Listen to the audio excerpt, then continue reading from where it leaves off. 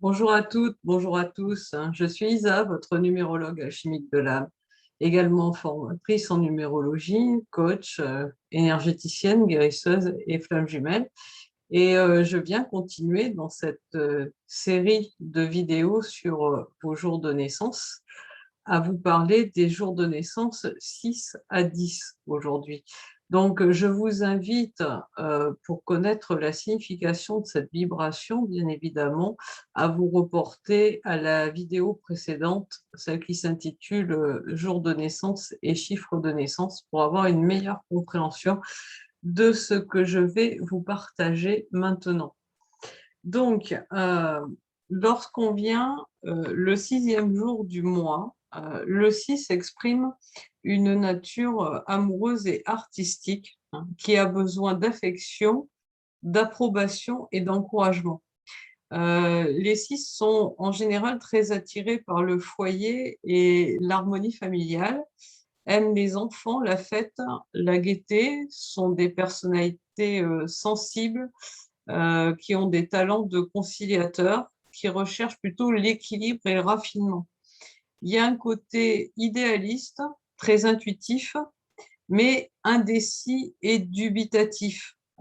Et le 6 a un grand besoin de sécurité et du mal à supporter la critique. Mais pourquoi cette difficulté à supporter la critique? En fait, le 6 est une nature qui est très dévouée, en fait, à l'autre, et ça peut porter, en fait, davantage à l'amour sacrificiel, hein, qu'à l'amour inconditionnel. Donc bien souvent, un 6, si on lui fait une critique, même constructive, il va la prendre personnellement, hein. Il va se sentir attaqué, et comme il est extrêmement sensible, hein, c'est quelque chose qui va venir beaucoup le challenger, hein.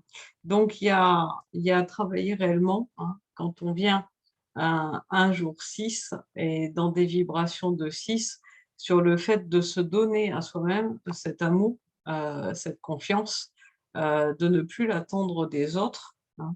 Parce que par ailleurs, né un jour 6, on peut avoir énormément de dynamisme, de créativité, et faire réaliser de très très beaux accomplissements, hein, que ce soit dans un cadre familial, hein, dans un cadre proche, ou que ce soit davantage tourné vers le collectif, parce que en 6, on a toujours le sentiment d'être au service d'eux. Comme d'habitude, j'attends vos commentaires, hein, sur ce que vous inspire, ce que je vous livre de ces vibrations. Voyons un peu le 7. Quand on est un 7, on a le sens de l'observation, de l'analyse et du diagnostic, hein. Mais le nombre 7 est souvent rarement vécu en positif, parce qu'il amène beaucoup de mental, hein. En 7, on aime peser, sous-peser, comparer. Ça peut aller jusqu'à ergoter, avec un côté perfectionniste qui peut amener à être quelque peu moraliste à l'égard des autres, hein. On va plutôt rechercher le calme et la solitude. Il y a un côté très intuitif, hein, très loyal. On a plutôt un bon jugement par rapport aux choses matérielles, hein. En particulier, on peut avoir un bon jugement du côté financier, hein, gestion, si on a aussi beaucoup de 8, hein, dans son thème. Mais le 7, vraiment, son principal écueil, c'est le mental. Il y a un côté, quand on est né un jour 7, un peu individualiste, avec des opinions assez tranchées, hein. Donc, on va parfois avoir des difficultés, dans le relationnel à l'autre, et des difficultés à réellement trouver l'amour et s'engager, hein, s'engager. L'engagement dans le mariage, né un jour 7, ça peut être difficile parce qu'on va, au lieu de se laisser porter par son âme, par exemple, aller vérifier que notre autre coche toutes nos cases mentales. Là encore, j'attends vos retours, savoir si ça vous parle. Moi, je l'ai constaté auprès de, auprès de différentes personnes que je connais. Mais c'est pas vrai forcément pour tout le monde. Dites-moi plus. Né un jour 8, il y a un côté combatif, hein. Le 8, même quand on n'a pas de karma en 8, il y a toujours un côté karmique. On dit que le 8, c'est le chiffre du karma, hein. C'est celui qui vient pour développer cette combativité, ce dynamisme, un sens du concret, beaucoup de créativité, hein. C'est quelqu'un aussi de très productif en général, qui a le sens de tout ce qui est matériel, affaires, finances, hein, et qui supporte très mal les situations de dépendance, hein. Né un jour 8, il y a une petite correspondance, hein, avec le 5, c'est que on n'aime pas se faire mettre en cage, hein. Ça, c'est quelque chose qui est très difficile à supporter. Euh, c'est quelqu'un aussi, né un jour 8, qui vient pour récupérer réellement ses pleins potentiels, hein, et créer des choses à partir de là dans la matière, hein.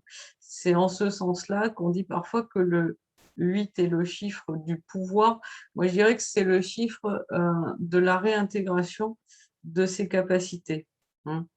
Il faut savoir que né un jour 8, hein, on a intérêt, hein, à être intègre et honnête, parce que comme c'est un chiffre karmique, si jamais on se permet des petites choses un peu, comment dire, sur le fil du rasoir, on risque fort d'avoir le retour du bâton. Voilà. Le 8 n'est pas forcément toujours extrêmement facile à vivre parce qu'il y a toujours beaucoup, beaucoup, beaucoup d'énergie, hein, qui demande à être dépensée dans une activité. Voilà pour notre 8. Passons au 9. Alors, né un jour 9, on est dans une vibration qui opère toujours à un haut niveau, hein. J'ai dit toujours, le 9, c'est le chiffre de l'émotionnel, de l'altruisme, hein, d'une certaine plénitude. En fait, on a envie d'aller maîtriser un petit peu tous les aspects de sa personnalité. Et c'est une vibration qui, vécue en positif, permet réellement la réalisation de très belles choses, d'un grand destin, hein. L'écueil du 9, c'est que dans son besoin d'aider les autres, il peut aller le faire jusqu'à son propre détriment, hein. Le 9, il va vibrer avec les domaines artistiques, littéraires, tout ce qui est philosophique, métaphysique, tout ce qui est sciences humaines, enseignement, et tout ce qui est lié à l'humain, donc parfois aussi les carrières juridiques. Il y a beaucoup d'idéalisme, beaucoup d'émotivité, beaucoup de sensibilité. Et en raison de ça, il y a une vie personnelle et sentimentale qui peut être parfois difficile, hein, avec des mariages interrompus, des divorces, des séparations au cours de la vie. Pas oublier que quand on est dans une vibration en 9, on est plutôt dirigé vers l'amour universel, hein, que vers l'amour personnel, hein. Donc, si on a un partenaire de vie qui, lui, est plutôt tourné vers lui-même, la famille, les proches, et s'intéresse peu au collectif, à un moment donné, ça peut entraîner des divergences d'opinion telles que les chemins se séparent. Voilà, pour le 9. En ce qui concerne le 10, alors le 10, on a quoi? On a du 1, hein, né un 10, on a du 1 suivi d'un 0 à droite. Donc, quand on a un 0 en numérologie, hein, à la droite du chiffre, on a toujours un renforcement, hein, de l'énergie matérialisée à sa gauche. Donc ici, le 10, c'est un renforcé avec beaucoup d'ambition, d'énergie, d'intelligence, de confiance en soi, hein, une vie active, hein, quand on est un 10, on a envie d'action, hein, et on a beaucoup de facultés de renouvellement. L'écueil de ce 1 qui est décuplé, en quelque sorte, c'est qu'il peut y avoir de l'orgueil, hein, qui vient se mettre un petit peu dans la balance, et parfois il peut nous conduire à des erreurs.